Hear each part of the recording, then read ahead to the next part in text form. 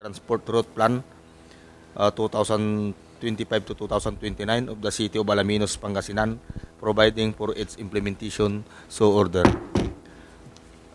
With me, Councilor Attorney Cirilo Radok, and Councilor Attorney Walter Makaiba. Bago natin umpisahan ang committee hearing, gusto ko po sanang magpakilala ng bawat isa para record purposes po.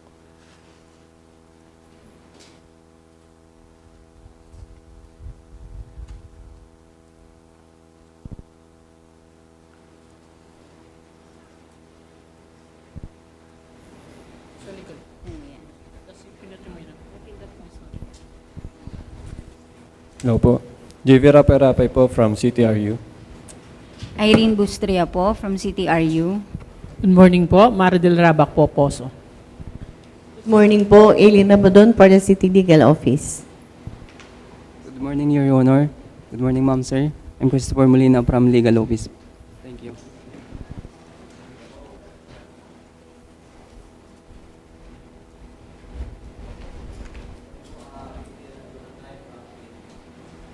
Thank you. Good morning po sa ating lahat.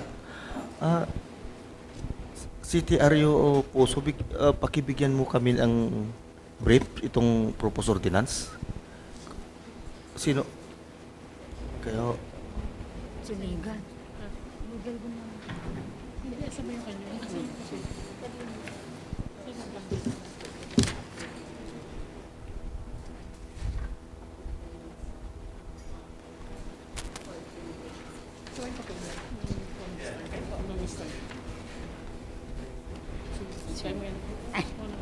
Good morning po.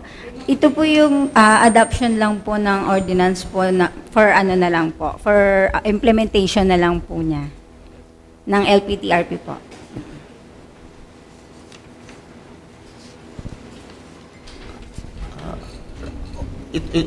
Actually, ito, kung na ito, dati nating ginagawa na. Hindi pa, wala pa po. Wala pa. Apo.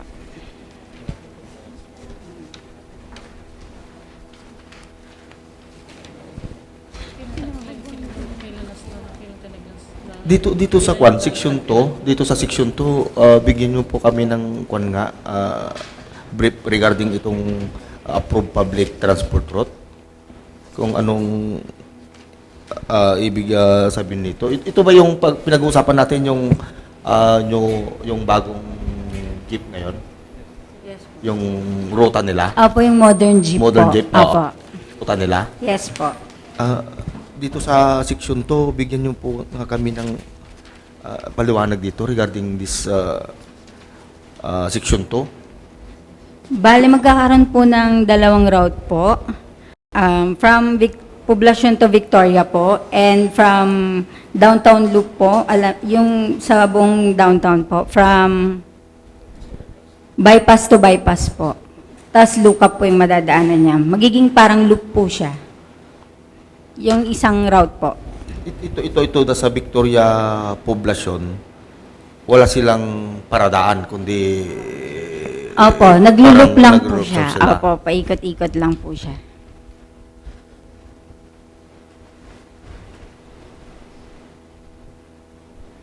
Ang madadaanan itong route, Victoria Poblacion, mula Suki Market, diretso Bud, Sabangan, Sabangan, Pandan, Pandan. Tilbang, Victoria, pabalik. Opo.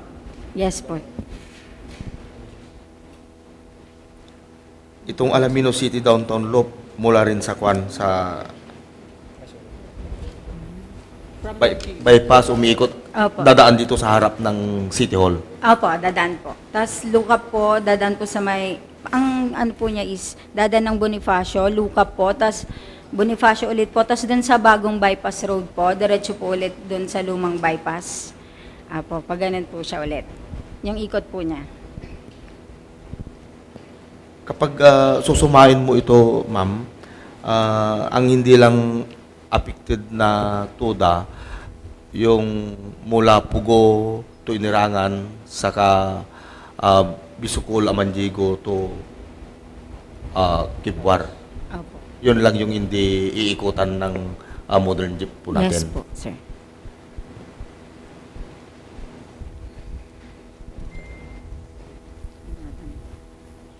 Pero yung pasahe dito sa mga mananakay po natin, yung pasahe nito, wala pang exact na nakalagay kung magkano yung fare ng mga Wala po. gagawan pa natin. Gagawan pa lang po. Yes kung po. magkano. Opo. Yes po, sir. Ini suggestion, comments sa ating mga resource person, Councilor Urban?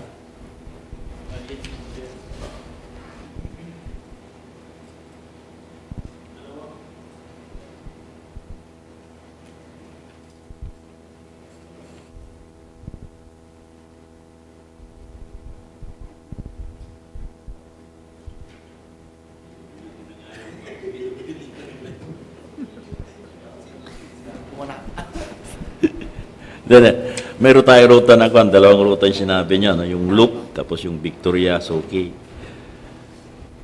Bakit hindi ginawang isang ruta yung Pangapisan? Kasi parang Victoria rin, parang gano'n eh. Ito, naintindihan ko, the highway. Yung Pangapisan. Wala. Bakit hindi ginawang ruta rin yun?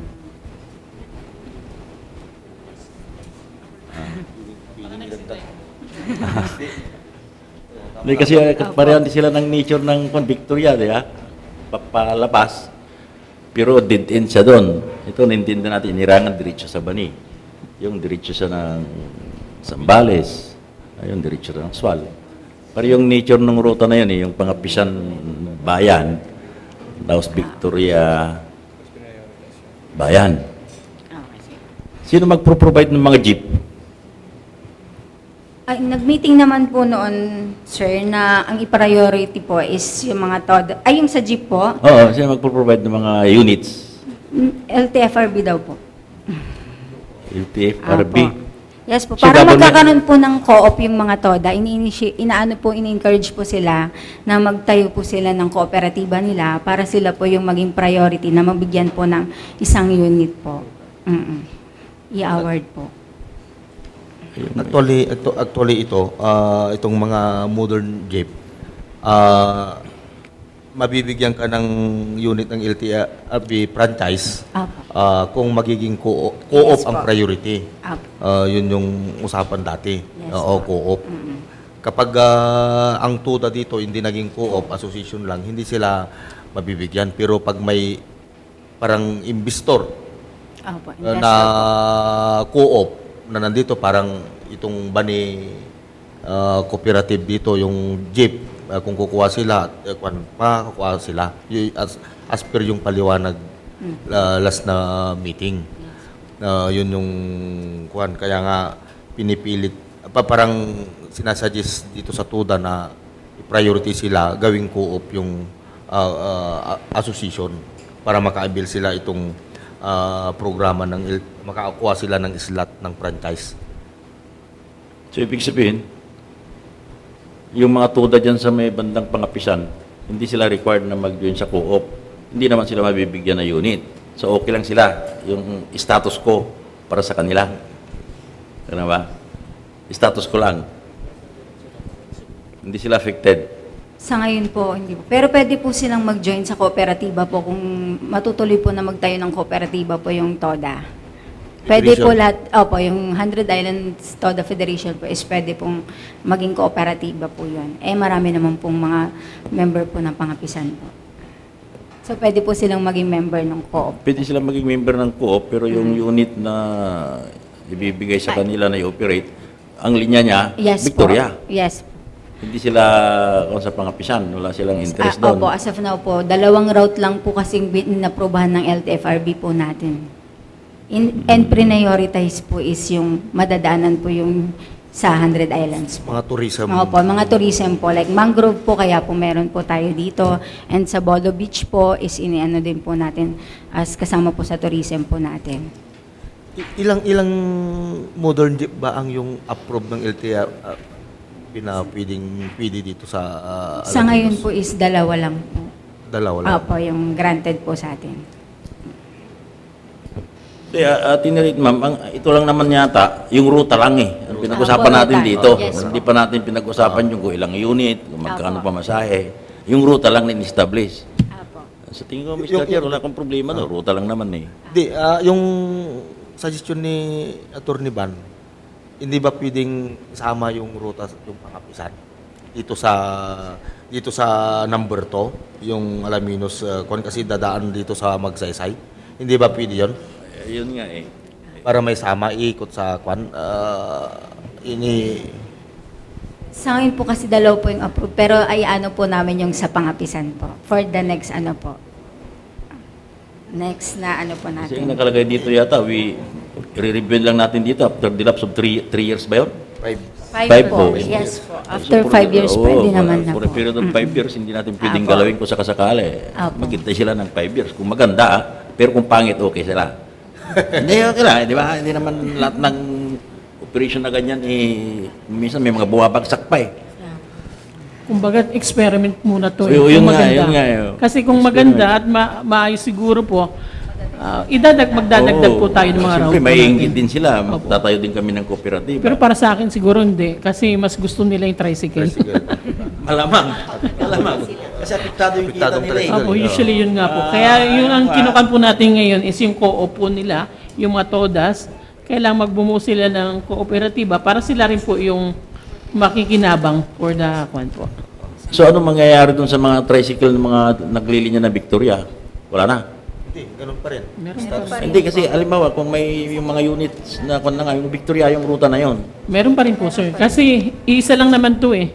Iisang PUJ, yun yung Isang jeep. unit lang. Isang unit lang na iikot.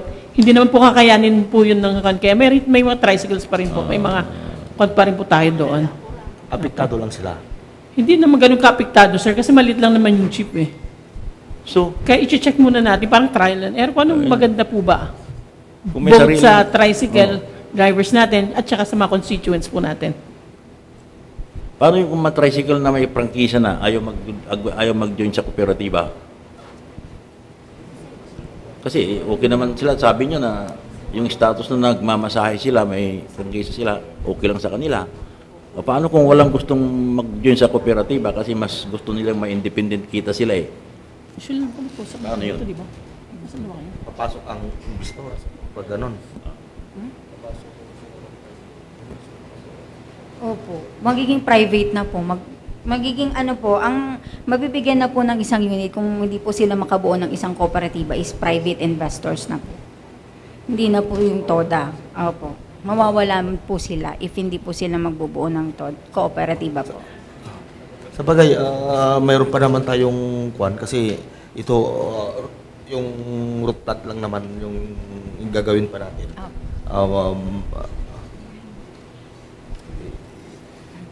Notice of compliance. Notice of compliance. Ini suggestion pa, ini suggestion pa kung ano pa yung pwede nyo may dagag, sir. Mayroon kayong kwan?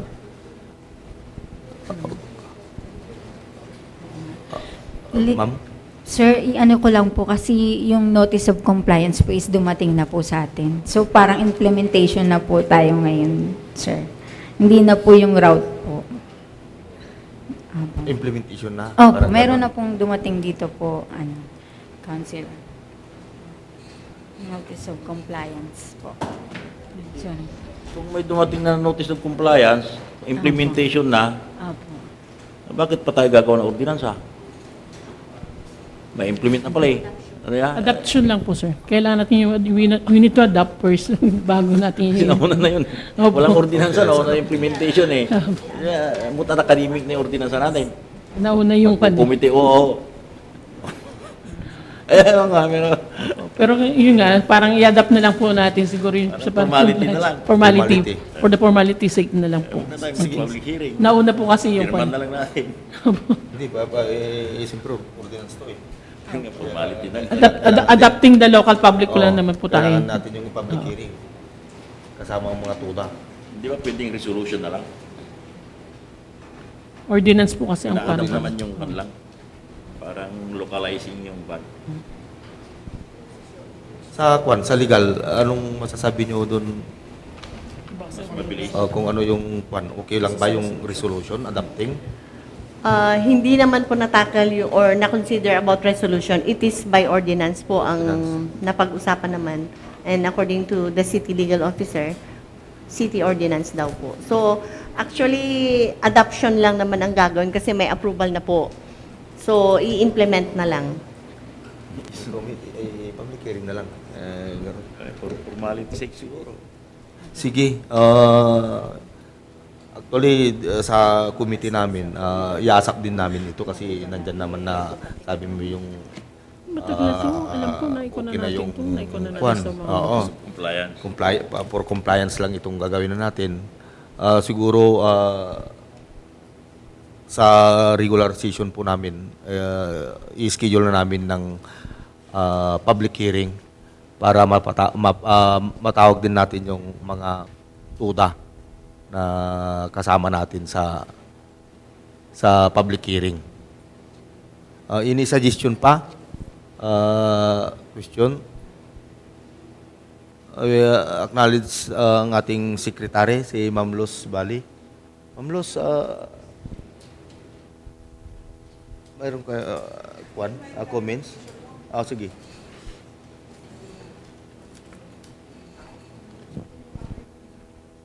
Talo kami parating na ito ni Walter. So good morning po sa lahat. Clarification lang, sir. Kasi this is a plan, nasabi na pa kanina. This is a plan ng ating route plan ng Alaminos City. I'm just wondering, sir, bakit po naging ordinance ito? Yun nga yung sasabi ko. Kasi lahat po ng plan should be adopted through a resolution. Sa pagkakaalam ko po, based sa experience ko, and not through an ordinance. Kasi pag plan po ito, it is subject to change. So pag in-ordinance po natin ito, every time na may babaguhin kayo, may idadagdag kayo, magpapanibagong ordinansa po tayo. So yun yung clarification lang namin sa Secretariat, sir. Once kasi na may gusto kayong palitan, hindi ito pwedeng palitan agad. Hindi ito pwedeng baguhin agad. Kundi dadaan ulit tayo sa panibagong proseso from first reading to third reading and public hearings for the purpose. So yun po yung isang query namin, sir. Kung ano po ba talaga ito. Kasi kung ang plan po kasi, pag in-adopted by the Sangguniang, it's already effective at pagiging official document na siya, official plan ng ating LGU. Batas na yun. Yes po. Kasi kung idadaan pa po natin ito ng ordinance, mahirapan kayong pag may babaguhin kayo, talagang back to zero ulit tayo. First reading, second reading, public hearings, mga ganun na naman. And yun po yung clarification lang namin, sir.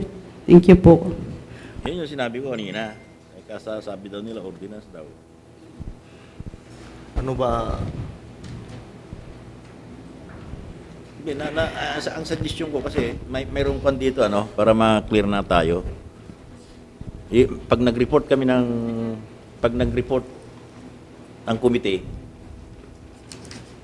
sa resulta ng committee hearing, sabihin natin, yung stand natin na dapat resolution.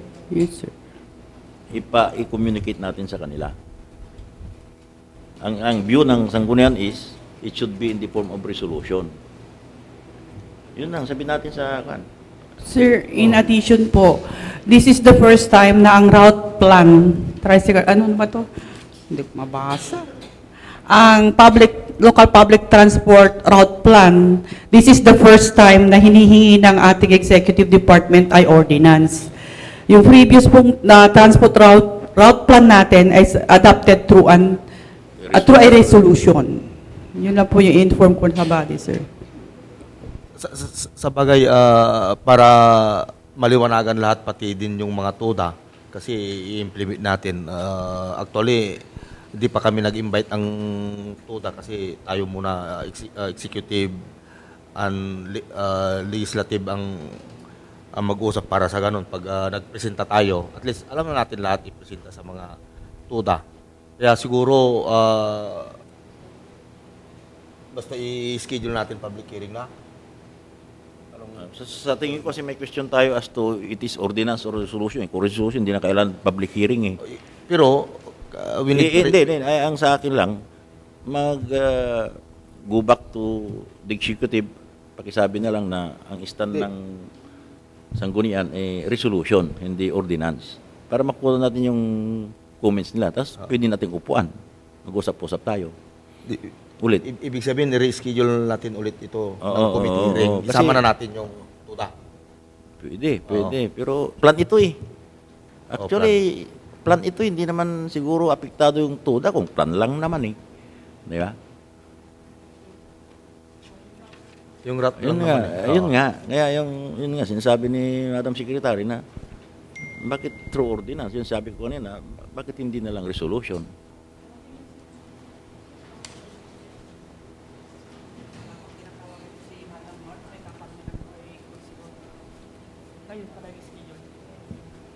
Yung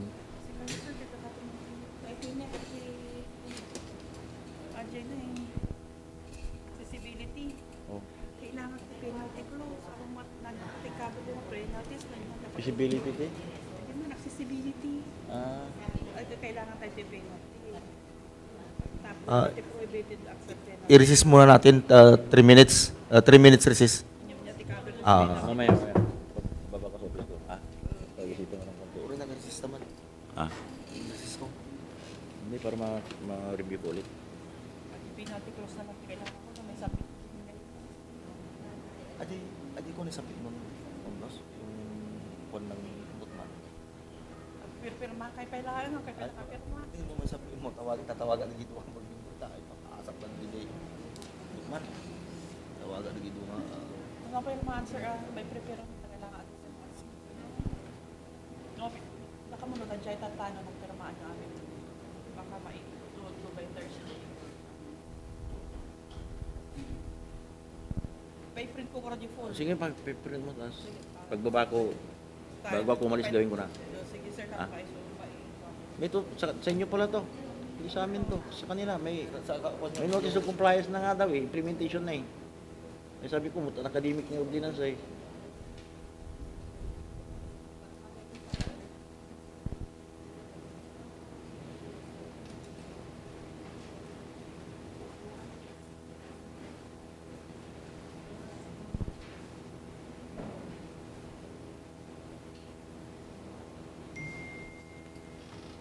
Okay na?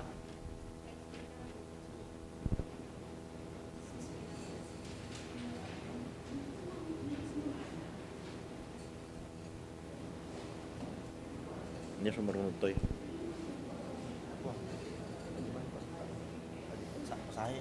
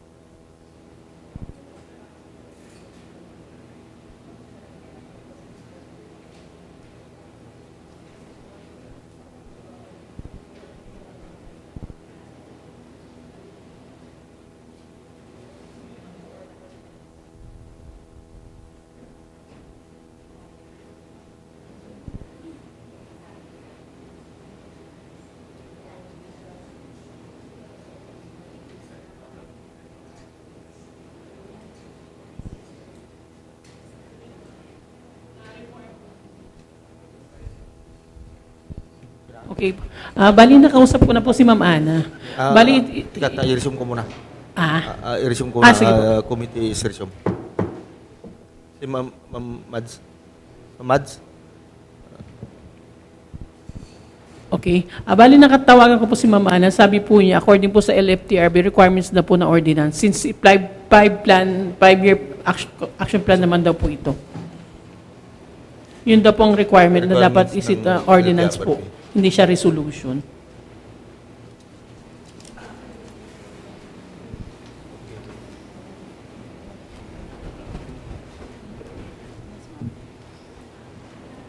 Hindi, i-report mo muna sa committee. Pagpapasama ko natin sa sanggunian. No? Bakit mag-iisip tayong dalawa na rin? Okay, noted. Siguro ipresenta namin sa session namin itong napag-usapan po namin regarding itong ordinance ba, kasi kapag okay na ordinance ang ipapa-approve natin, I'm sure na i-reschedule namin agad ng public hearing. Yun lang. Ini suggestion pa sa comments. Stand from the City Legal Office yung sabi nilang requirement. Kasi last time na pumunta si Ma'am Ana sa office and they were able to consult with the City Legal Officer and saying that it is through an ordinance. And that definitely is a requirement coming from the LTFRB. Thank you. Ini suggestion pa o comments sa ating itong ordinance adopting the reroute plan. Basta sa stand namin during regular session namin, itakal namin ito, lahat ng comment suggestion sasabihin namin, i-report namin pagkatapos kapag okay lahat na ordinance, i-schedule ko agad ng public hearing. Any suggestion o comments pa? Kung wala na, thank you. May I call this committee hearing adjourned.